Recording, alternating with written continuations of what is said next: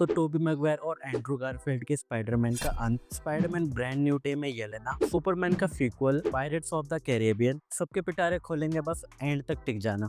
पहले तो जो लोग ये सोच के बैठे थे कि कभी न कभी फोनी उनकी सुनेगा और टोबी मैगवायर के स्पाइडरमैन 4 या द अमेजिंग स्पाइडरमैन 3 को बनाएगा, तो भाई तुम्हारे सपने टूटने वाले हैं। क्योंकि एवेंजर सीक्रेट वॉर्स में कुछ ऐसा होने वाला है जिससे इन दोनों स्पाइडरमैन की कहानी रैप अप हो जाएगी। एवेंजर सीक्रेट वॉर्स एमसीयू का एक मल्टीवर्सल महायुद्ध होने वाला है जिसमें पुराने और नए सुपर हीरोज का अल्टीमेट शोडाउन होगा। ये रूमर्स इसलिए भी आई है क्योंकि स्पाइडरमैन नो वे होम में इन दोनों का कमबैक हुआ था, जहां एमसीयू ने उनकी अल्टरनेट यूनिवर्स की स्टोरीज को इंटीग्रेट किया था। लेकिन अब मार्वल स्टूडियोज के प्लान के हिसाब से सीक्रेट वॉर्स तक इनका सफर कंप्लीट हो जाएगा। एक थ्योरी के हिसाब से जब नो वे होम में इन तीनों ने सभी विलेंस को ठीक करके अपने अपने यूनिवर्स भेज दिया था, जबकि इन सभी को मर जाना चाहिए था, लेकिन वो अभी भी जिंदा है और इसी वजह से इन दोनों का यूनिवर्स भी इनकर्जन के लपेटे में आ जाता है। इनकर्जन्स मतलब दो अलग यूनिवर्स का टकराव, और इसी इनकर्जन्स को रोकने के लिए टोबी और एंड्रू के स्पाइडरमैन अपने अपनी लाइफ को सैक्रिफाइस कर देंगे। देन फिर स्पाइडरमैन ब्रांड न्यू डे से भी एक रूमर है कि इस मूवी में येलेना ब्लोवा का कैरेक्टर भी अपीयर होने वाला है, बट उनका रोल मूवी में बहुत लिमिटेड होगा। मेरे ख्याल से शायद येलेना मूवी के फाइनल एक्ट में अपनी एंट्री मारेगी जब स्पाइडरमैन की मारामारी खत्म हो जाएगी, और एंड में येलेना पीटर को अपने टीम द न्यू एवेंजर्स में ज्वाइन होने को बोलेगी। देन फिर फाइनली फोनी वाले प्रोडक्शन मोड में आ गए हैं, तो समीक मौर्य जो माइल्स मोरालेस को वॉइस देते हैं, उन्होंने इंस्टाग्राम पे एक स्टोरी शेयर की है जहां से उन्होंने ये हिंट दे दिया कि अब जाके स्पाइडरमैन बियॉन्ड द स्पाइडरवर्स के लिए वॉइस रिकॉर्डिंग स्टार्ट हो गई है। बस पता नहीं ट्रेलर कब तक मिलेगा।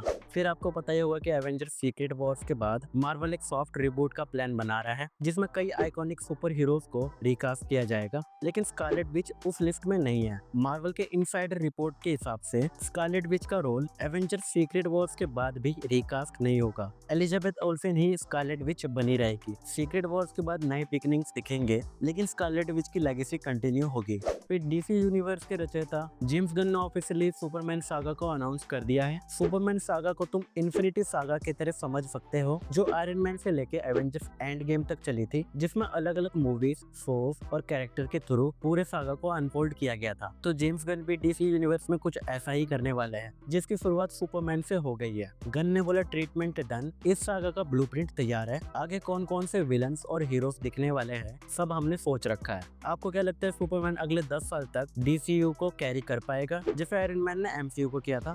और सुपरमैन के सीक्वल के बारे में बात करें तो जेम्स गन ने ये भी कंफर्म किया है कि वो सुपरमैन के सीक्वल की स्क्रिप्ट एक्टिवली लिख रहे हैं। जेम्स गन ने बताया कि सीक्वल का डिटेल्ड ट्रीटमेंट ऑलरेडी कंप्लीट हो गया है और अब वो उसे फुल स्क्रिप्ट में कन्वर्ट कर रहे हैं। इंटरेस्टिंग बात यह है कि गन ने इस सीक्वल को सिर्फ स्टैंड अलोन फिल्म नहीं बोला, बल्कि सुपरमैन सागा का पार्ट बताया। स्टैंड अलोन तो ये वाली सुपरमैन भी नहीं थी। इसके बाद कैच स्टीलिंग के प्रेस कॉन्फ्रेंस में पब्लिसिस्ट ने जर्नलिस्ट को क्लियरली बोल दिया कि जोई क्रेविट्स से कोई भी द बैटमैन पार्ट 2 के बारे में नहीं पूछेगा, क्योंकि वो द बैटमैन पार्ट 2 में नहीं है, तो उसे कुछ नहीं पता। अब इसे लेके स्पेकुलेशन फुल ऑन है कि जोई क्रेविट्स जो पहले फिल्म में कैट वुमन बनी थी, शायद वो सीक्वल में वापस नहीं आ रही है। कुछ लोग बोल रहे कि ये सिर्फ प्रेस को डाइवर्ट करने का तरीका हो सकता है ताकि कैच स्टीलिंग पे फोकस रहे, बट अगर सच में जोई का कैरेक्टर मूवी में नहीं है तो फैंस काफी डिसअपॉइंट होंगे। वेल द बैटमैन पार्ट 2 की स्क्रिप्ट अभी रिसेंटली कंप्लीट हुई है और शूटिंग भी नेक्स्ट स्प्रिंग से स्टार्ट होने वाली है, तो टेक्निकली कुछ भी फाइनल नहीं है। मे बी कॉन्ट्रैक्ट भी अभी नेगोशिएट नहीं हुआ हो, या फिर मैट रिव्यूज ने स्टोरी को कैट वुमन के बिना ही सेव दे दिया हो। फिर डिज्नी ऑफिशियली कह रहा है कि पायरेट्स ऑफ द कैरेबियन 6 अब एक्टिव डेवलपमेंट में है, और हाँ, ये रिबूट होगा जिसमें पुराने और नए कैरेक्टर्स मिक्स होंगे। पहले 2 अलग अलग प्रोजेक्ट डेवलप हो रहे थे, एक मार्गरेट रॉबी वाले वर्जन जिसमें फीमेल लीड स्टोरी लाइन होने वाली थी, बट वो लगता है अब कैंसिल हो गई है। दूसरी है ये soft rebooted Pirates of the Caribbean 6 जिसमें जॉनी डेप का भी कमबैक हो सकता है, और प्रोड्यूसर जेरी ने भी बोला है कि डेप से बात हुई है और अगर उनको स्क्रिप्ट पसंद आती है तो वो जैक स्पैरो के रोल में वापस आएंगे। मैं तो कहता जॉनी डेप अगर वापस नहीं आए तो मत बनाना, मूवी फ्लॉप जाएगी।